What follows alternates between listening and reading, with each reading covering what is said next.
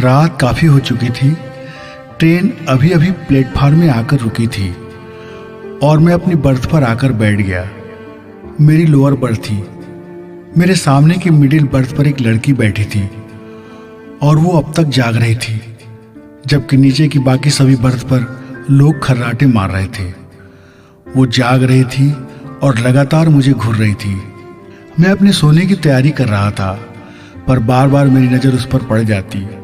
वो बेहद खूबसूरत थी और जब वो मुझे देख रही थी तो मुझे भी बहुत अच्छा लग रहा था कि कोई मुझे बड़े चाव से देख रहा है। मैं उसे देखकर मुस्कुरा दिया, वो भी मुझे देखकर मुस्कुरा दी। मैंने उसे पूछा, आप कहाँ जा रही हैं?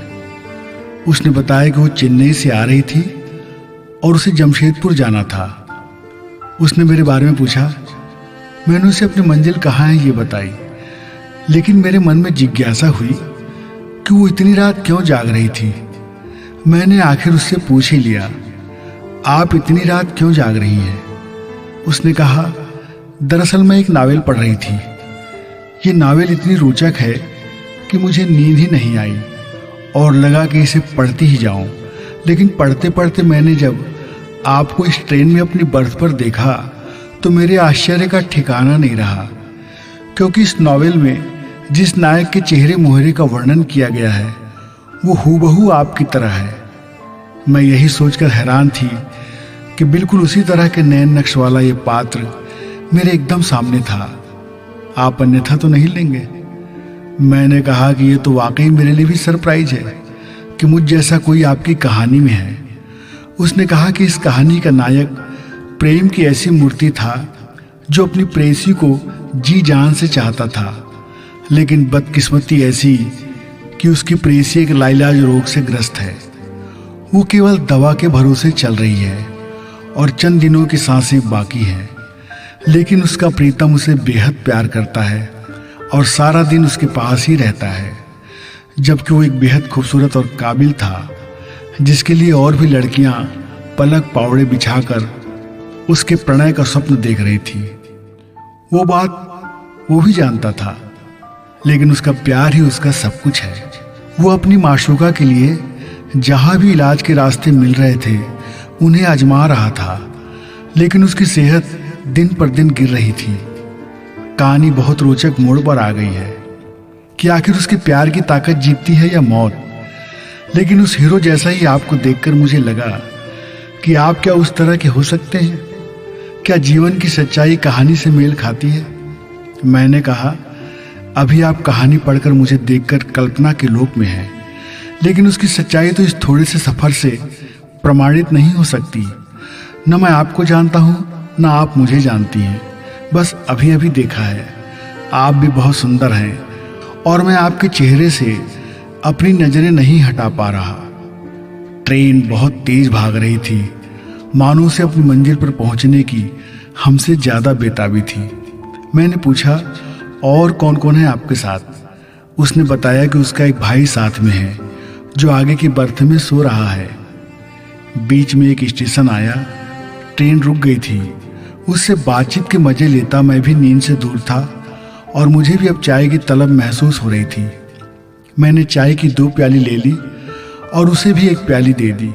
उसने धन्यवाद के साथ वो प्याली ले ली। हमारी बातचीत बहुत रोचक हो गई थी। इस खूबसूरत हसीना की मुझ में दिलचस्पी देख मुझे बेहद खुशी महसूस हो रही थी और मैं उससे अलग होकर एक भी पल गंवाना नहीं चाह रहा था। बातों ही बातों में नाम, पता और मोबाइल नंबर हमने एक दूसरे से ले लिया। उसका नाम शशि था, शशि पाणिग्रही, और जमशेदपुर में उसके पिता टाटा में सर्विस करते थे। सफ़र पूरा हो रहा था और हमारे प्यार के हंसी सपनों का सफ़र शुरू हो रहा था। ट्रेन के साथ साथ हमारी मंजिल तो आ रही थी, पर उस अनजान मंजिल को पाने के लिए हम एक नए रास्ते पर निकलने की सोच रहे थे। उसका मैं प्यार बन गया था, सिर्फ इसलिए कि उसके प्री नावल का हीरो मेरी तरह था। मेरा प्यार इसलिए था कि मैंने उस जैसा खूबसूरत आज तक नहीं देखा। मुझे लगने लगा था कि मेरे सपनों की रानी वही थी। सफ़र खत्म हुआ, हम अलग हो गए। मैं आगे निकल गया, वो पीछे रह गई। उसका स्टेशन पीछे था और मैं आगे, पर उसका शहर मेरे लिए अब अनजाना नहीं रहा। मैं अपने शहर में अपने काम धाम में मशगूल हो गया, लेकिन हमारी फ़ोन पर और व्हाट्सएप पर बातें होती थी। लेकिन इतनी सारी बातों के बाद भी हम इतने ज़्यादा पर्सनल नहीं हो पाए थे। हमारी अंतरंग बातें बहुत ज़्यादा नहीं हुई थी। कहीं न कहीं इस आकस्मिक मुलाकात का संकोच बाकी था, लेकिन मेरी बेताबी बढ़ती जा रही थी और उसकी भी तड़प उसकी बातों से लगता था। हम मिलने को बेकरार थे, पर शहर के फासले हमारे बीच दीवार थे। मैं कभी भी उससे नहीं मिल सकता था। यदि उससे मिलना था तो कम से कम 6 घंटे का सफ़र और 2 दिन लगने ही थे। लेकिन ऐसा कोई दिन नहीं था जब उसने मुझे याद नहीं किया। वो उस नावल का जिक्र बार बार करती और उसके नायक की तुलना मुझसे। वो बार बार मुझसे कहती, आपको देखकर लगता है कि आप ही मेरे सच्चे आशिक हैं और आप मेरी खातिर कुछ भी कर सकते हैं, उस नावल के हीरो की तरह। इसलिए आपको भुलाना मेरे लिए इस जीवन में मुमकिन नहीं। उसके प्यार भरे इजहार से मेरा दिल बाग बाग हो उठा। दोस्तों, यदि ये कहानी आपको अच्छी लगी तो मैं इसका दूसरा भाग जल्द ही लेकर आपके सामने आऊँगा।